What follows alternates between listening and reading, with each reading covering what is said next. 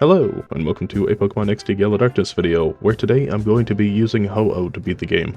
And I know I just uploaded the Legendary Birds yesterday, but I couldn't pass up the opportunity to use the 250th Pokemon on the 250th 4th of July, that being Ho-Oh. Now, when I was thinking about doing this, I thought it was going to be a lot like Moltres, and so before doing anything, I modeled the run around that idea. Unfortunately, Ho-Oh is a bit different.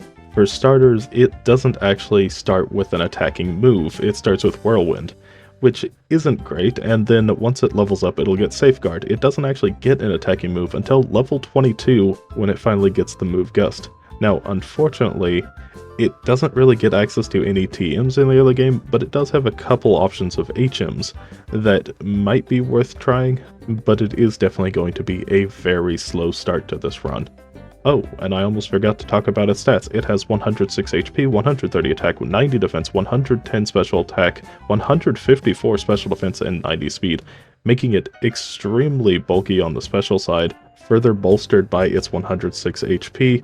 At 90 speed is definitely solid, but despite being a physical attacker, it strangely doesn't learn a lot of physical moves, so unfortunately it will be using that slightly weaker 110 special attack, but it's still incredibly good nonetheless.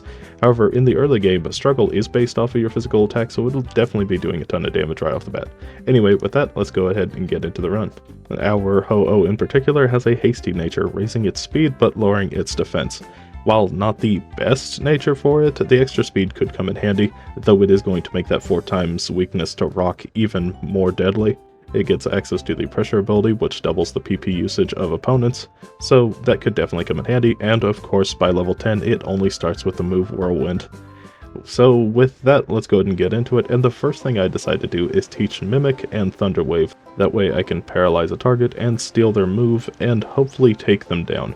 Now, the biggest downside to using the move Mimic is that you only get 5 uses of any move before you run out of PP, which is unfortunately why, even though I do win this fight, I decide to reset to before I taught those moves, and instead I'm going to use the move Struggle, which of course means that I'm going to have to stall out all the PP of Whirlwind.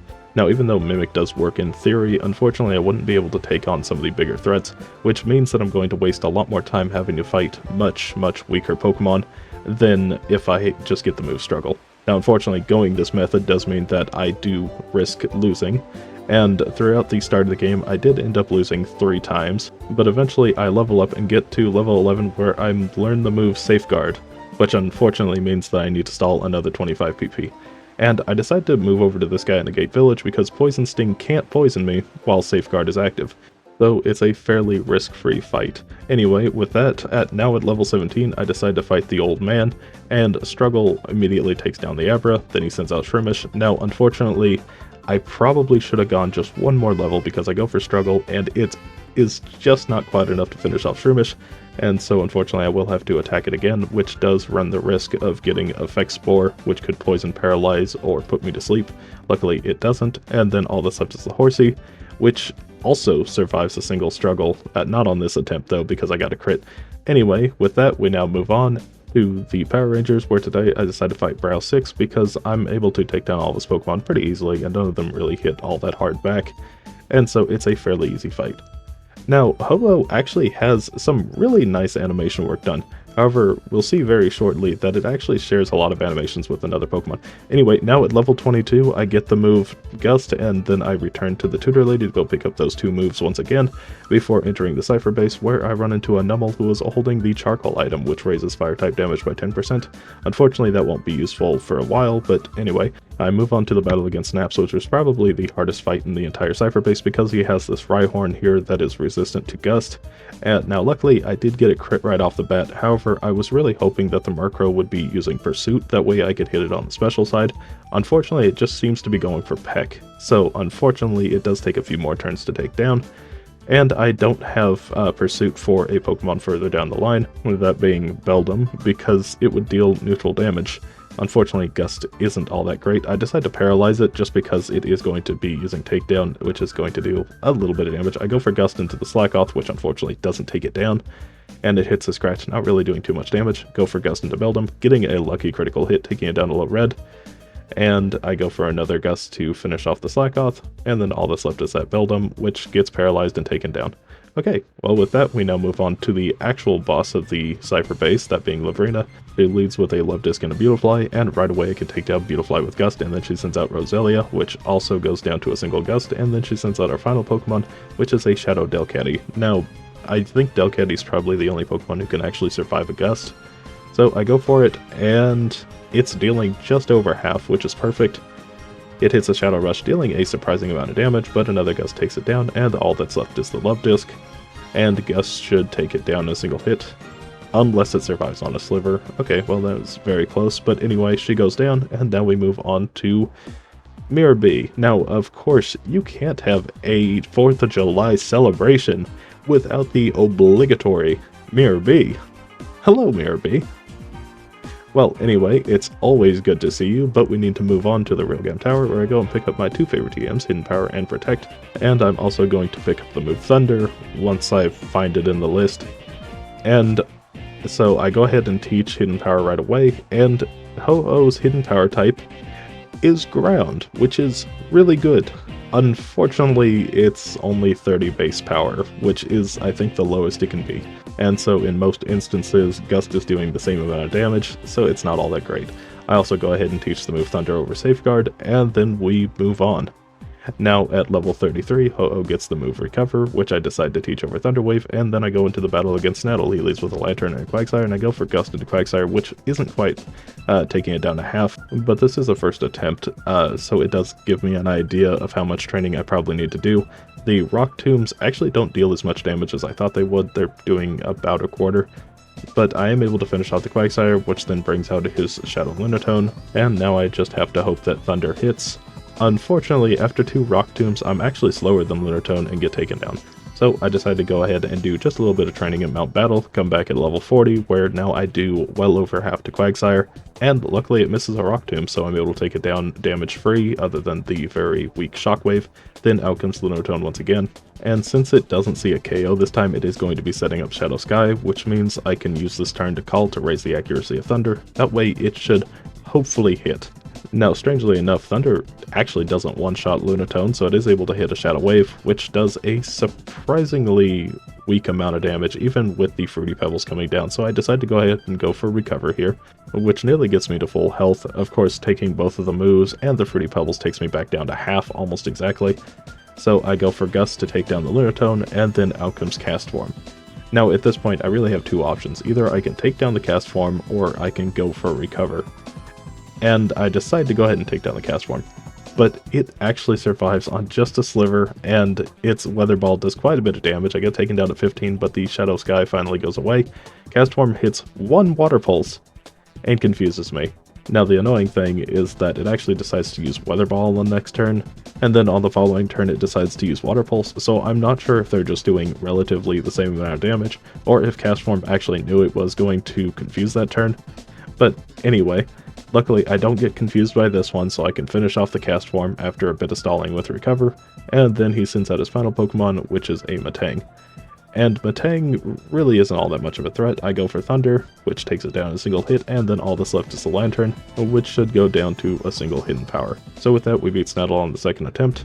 Now at the SS Libra, I go ahead and pick up the move Flamethrower and teach that over Hidden Power, and then I go into the battle against Gonzap. He leads with a Nuzleaf and an Electrode, and on the first turn the Nuzleaf is going to go for Fake Out, but surprisingly the Electrode actually goes for Sonic Boom despite having a super effective Spark. Maybe it's Ho-Oh's massive special defense causing it to go for a different move, but anyway, it goes down to a single Flamethrower, then out comes Vileplume, which goes down the exact same way, and then out comes Whiscash. Now it actually does have Rock Tomb, which could be a problem, but coming off of Whiscash, it's not really doing too much damage. I go for Gust to start taking it down. I know for a fact it's going to be a 2-shot, and it only did about half to it.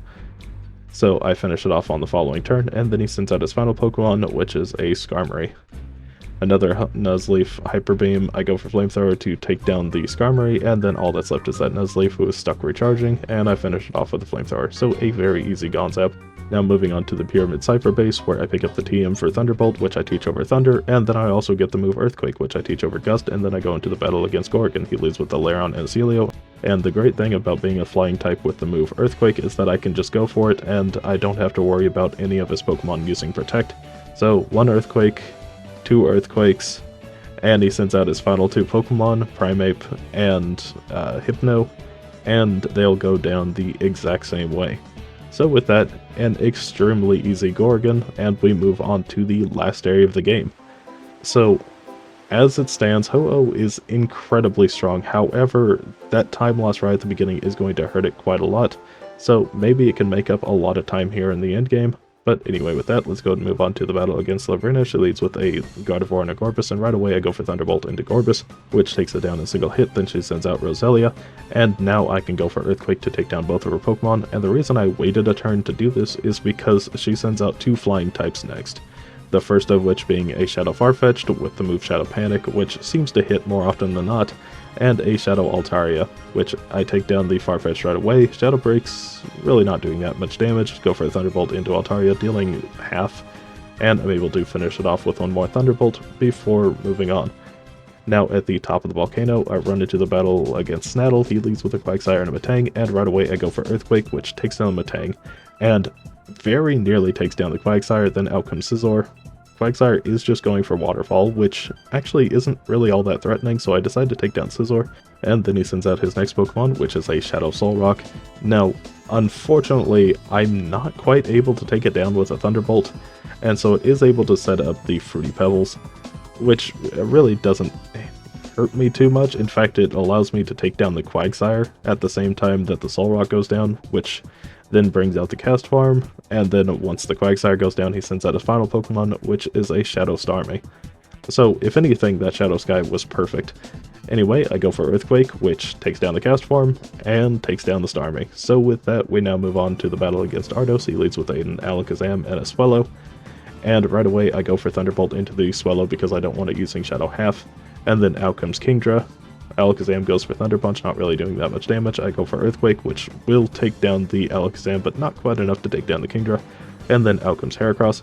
Kingdra misses a Hydro Pump, which is quite nice, so I decide to go ahead and take down Heracross this turn. That way it's not going to use Rock Tomb. And then he sends out his next Pokemon, which is a Shadow Electabuzz. Hydro Pump from the Kingdra actually isn't doing all that much damage. Earthquake is able to take it down and the Electabuzz, and then he sends out his final Pokemon, which is a Shadow Snorlax. So I go for Earthquake, which ends up doing over half, and even with the leftovers recovery, he's still below half, so another Earthquake finishes him off, and we now move on to the battle against Gorgon once again. This time he leads with a Slowking and an Ursaring. However, the strategy does not change. I go for Earthquake right away, taking down both of his leads, then he sends out Aggron and Walrein, and I go for another Earthquake. Aggron goes down in a single hit. Walrein actually survives with just a little bit of HP, and then he sends out his first Shadow Pokemon, a Shadow Poliwrath. And Waterfall doesn't really do that much damage. Go for another Earthquake, not enough to take down the Poliwrath, but it does take it down low enough to where the next one will take it down, and will probably take down his Shadow Mr. Mime as well. So with that, one last Earthquake finishes the fight, and we beat Gorgon very easily. Now moving on to the battle against Eldis, he leads with a Shadow Manectric and Ninjask, and right away I go for Flamethrower into the Manectric to take it down in a single hit, and then he sends out his Shadow Salamence. Now, Salamence could actually deal quite a bit of damage, but we'll just have to see. Thunderbolt is doing over half to it, and Shadow Rush actually not dealing as much damage as I expected, so another Thunderbolt is able to take it down, and then he sends out his Flygon. Unfortunately, my best move to deal with it is Flamethrower, which is resisted, but Flygon isn't really all that strong of a Pokemon, so after just a couple of Flamethrowers it will go down. I do decide to take this opportunity though to use Recover, just in case the next Pokemon is able to survive a Flamethrower. And so I take down the Flygon, and then he sends out his Shadow Marowak. The reason being is that Marowak is holding the Thick Club item, which makes it extremely strong, though it does go down to a single Flamethrower, and he sends out his final Pokemon, which is a Shadow Lapras. I go for Thunderbolt into it, and it actually survives on just a sliver. It's able to set up Shadow Sky, but it is in vain because I'll just finish it off this following turn with another Thunderbolt, and all that leaves is the Ninjask, which luckily isn't protecting this turn, so I don't need to waste another turn. And so I go for Thunderbolt, and it of course goes down in a single hit. So with that, we beat Eldest on the first attempt. So now moving on to the big box legendary Shadow Logia, and it'll probably survive a Thunderbolt unless I get a crit and take it down right away. Anyway, now moving on to the battle against Gravel. He leads with a Shadow Rhydon and Moltres, and right away I go for Earthquake to take down the Rhydon, just in case it has the Lightning Rod ability. I don't want to throw away an attempt. Moltres goes for Shadow Fire, really not dealing that much damage. I go for Flamethrower to take down the Executor, because between it and Moltres is doing a lot less damage, and I don't need to be worried about getting burnt because I am a fire type. Go for Flamethrower to take down the Tauros, and then he sends out his Articuno. Now at this point I can either take down the Articuno or I can take this moment to heal, and I decide on this attempt to go ahead and play it safe, go for Recover. Unfortunately, Greevil calls me out, and Articuno uses Shadow Sky, which is going to make the legendary birds so much stronger. I am able to take down Articuno in a single Flamethrower. However, Moltres is now doing quite a bit more damage, and an unfortunate crit definitely guarantees this loss. I go for Flamethrower into Zapdos, dealing quite a bit of damage. Unfortunately, it doesn't go down, it paralyzes me, and I go down to a Shadow Fire. So I go ahead and just go straight back into the battle, and it's going to be exactly the same as before. I go for Earthquake right away, taking down the Rhydon. And then out comes the Executor once again, which is going to go down to a Flamethrower. Really, the only difference between this fight and the previous one is that I'm actually going to take down the Articuno right away, and instead to go ahead and heal on Zapdos, because the only thing I risk getting hit by Zapdos is a Paralysis, which in comparison to Shadow Sky isn't nearly as devastating. So I go ahead and take down the Articuno right away this time, and then he sends out his Zapdos once again. Now, unlike what I just said, the original plan was to heal at this point, but I actually decided to go on the offensive, just in case Zapdos actually did set up Shadow Sky. Luckily, it doesn't. And so, on this turn, I go ahead and play it safe and go for Recover. And then, all that's left is taking down the Zapdos, which a single Flamethrower will do, and then that'll just leave the Moltres behind, which should probably go down to a single Thunderbolt, which it absolutely does, and with that we beat Greevil. However, there is one other thing we need to check on before we continue. As always, since it has a signature move, that being Sacred Fire, I want to see the animation for it because we didn't quite get up to level 77. So I go for Sacred Fire, and it's a pretty nice animation. It does kind of remind me of something. Actually, it reminds me of Light Screen. What perfect timing. No, but it's actually a really nice animation. I think the fact that it's not a, torrent of flames like Flamethrower or Fire Blast is, definitely sets it apart from the other ones, and the more kind of yellow effect it has is definitely very nice. Anyway, with that, how well did Ho-Oh do? Well, it beat the game at a time of 10 hours and 56 seconds at level 66, with 7 faints throughout the game, 5 of those to random trainers and 2 of those to bosses. So I think overall, it's a very solid Pokemon. It's just unfortunate that the start of the game takes so long to get through. It took me an hour and 48 minutes to get out of a Gate Village and 2 hours and 2 minutes to get the move Gust, and only then did the run really begin. However, once it did start, it absolutely burned its way through every single threat in its path. The only real light stopping point was against Snaddle, but that was only about a 6-minute detour to go do Mount Battle Area 3 before I came back and just burnt his Pokemon to a crisp. So with that, it does find itself near the bottom of the A tier simply because of the lost time at the beginning, but it is still an incredibly strong Pokemon. So with that, I'd like to wish everyone a happy 4th of July, and if you did enjoy this video, consider liking and subscribing. If you have any Pokemon suggestions, please put them down below. Thank you so much for watching, and bye!